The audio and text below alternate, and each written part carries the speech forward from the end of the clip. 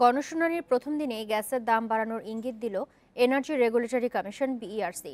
সকালে রাজধানীর টিসিবি মিলনায়তনে সঞ্চালন চার্জ বাড়ানোর প্রস্তাব করে গ্যাস ট্রান্সমিশন কোম্পানি জিটিসিএল।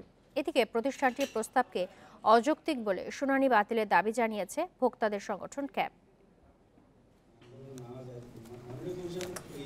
গত বছরের 18 সেপ্টেম্বর প্রতি ইউনিট গ্যাস সঞ্চালন চার্জ 26 পয়সা থেকে বাড়িয়ে 42 পয়সা করে বিইআরসি।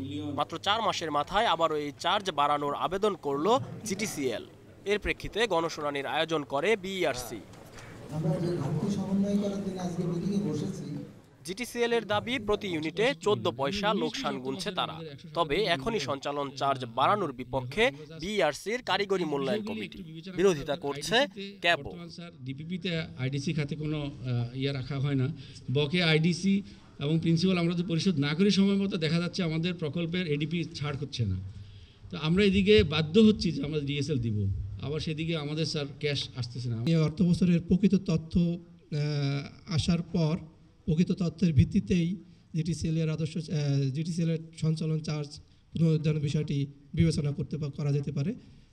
তার আগ পর্যন্ত জিটিসিএলের বিদ্যমান চার্জ অপরিবর্তিত রাখা যেতে পারে। 3 মাস আগে তাদের মূল্য বৃদ্ধি করা হয়েছে এবং এর মধ্যে অন্য কোনো আলামত নেই যা বৃদ্ধি করার জন্য যৌক্তিক, এবং 1 বছরের মধ্যে মূল্য বৃদ্ধি করার এখতিয়ার কমিশনের নেই। কমিশন সেখানে প্রস্তাবের যৌক্তিকতা যাচাই করতে বিভ্রান্তির শিকার হয়েছে এবং যে কারণে আমরা এই গণশুনানি বাতিল চেয়েছি। তবে বিইআরসি বলছে, এলএনজি আমদানির কারণে অবকাঠামোগত খরচ বেড়েছে, তাই জিটিসিএল এর দাবি যৌক্তিক।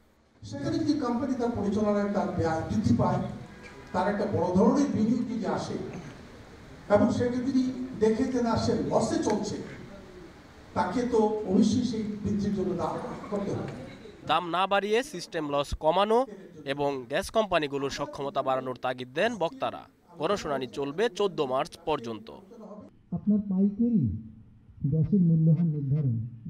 Shariful Islam, independent news, Dhaka.